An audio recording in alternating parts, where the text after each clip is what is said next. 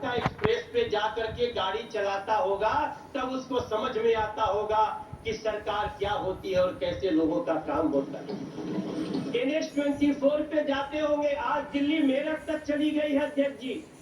आज लोग दिल्ली में मेरठ से काम करने आते हो, 35 से 40 मिनट में पहुंचते हैं। तब हम सबको गर्व होना चाहिए।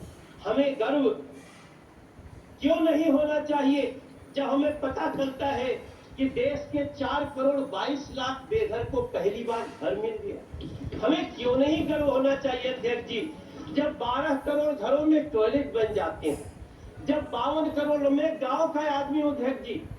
हमारी माँ पहले एक हमारी गांव में काम करती थी, उनके लिए हमसे एक बार वो 20,000 रुपया मांग के दी थी, और एक दिन वही हमारी माई हमसे कहती है, ए मनोज, तो जाना तला झुरी तिवारी के मेहरारू के उनके घर मिल गए, मोदी जी घर दिले बाड़े। अध्यक्ष जी, हम जानते हैं कि गांव में घरों में टॉयलेट न होने का क्या दंश होता था। हम लोग साइकिल से जाते थे तो सड़क पे खड़ी महिलाएं खड़ी हो जाती थी। अगर उस दंश को किसी ने दूर किया, वो नरेंद्र मोदी जी, वो सरकार, हम क्यों न गर्व करें इस पे।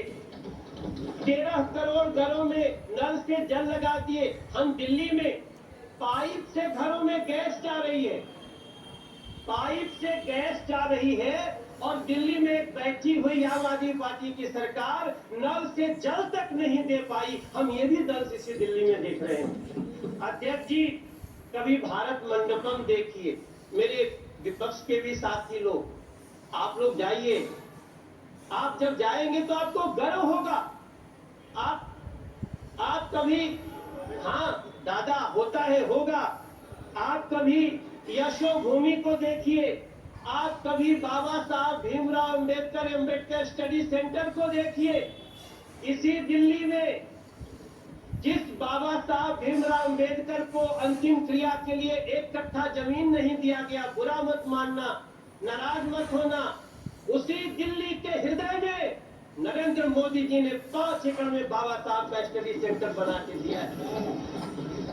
ये होता है सम्मान संविधान के प्रति और संविधान के बनाने वालों के प्रति। मुझे बहुत वेदना के साथ टीएमसी के एक हमारे सांसद, मेरे प्रिय साथी, आज आपने एक्ट्रेस के नाम पे क्या दिया, क्या एक महिला को, आप देखो, बुरा मत मानना, हाथ जोड़ के, आपको ये बात इस तरह से महिलाओं का अपमान नहीं करना चाहिए। कल्याण दादा, नहीं, हम नहीं करना चाहिए। मैं आपसे प्रार्थना करता हूं, आप कोई एक्ट्रेस को सिर्फ देखने वाली वस्तु महिलाओं को न समझा जाए, हम आपसे प्रार्थना करते हैं।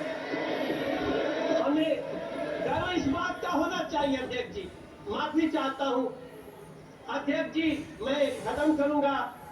मुझे गर्व तब होना चाहिए जब इस दिल्ली में, अब इस देश में, नहीं, हम गुमराह नहीं कर रहे हैं। अगर आप, कोई बात नहीं दादा, अब इस देश में दादा ऐसा नहीं करना चाहिए। देश के 70 साल के बुजुर्गों को आप वृद्धाश्रम भेजने की आवश्यकता नहीं।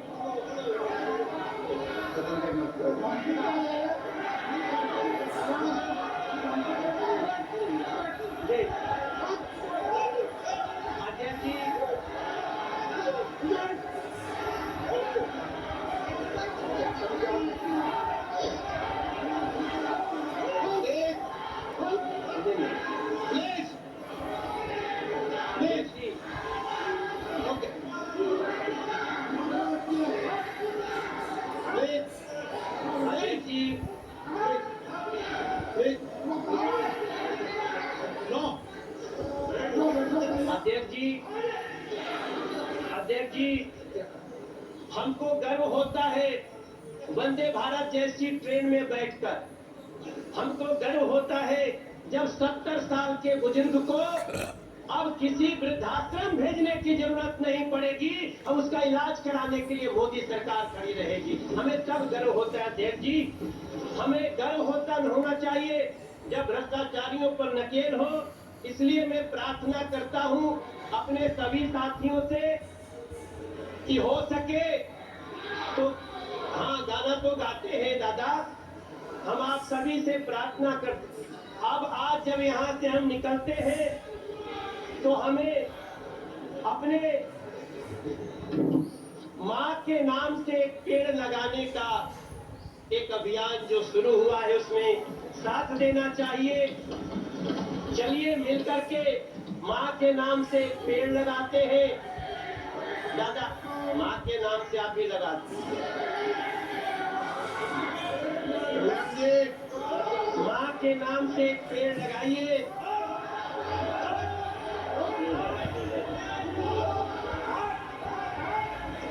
और मैं अध्यक्ष जी, मैं एक लाइन के नरेंद्र मोदी जी सरकार को प्लीज तीसरी बार अगर इस देश की जनता ने उनके भेजा है।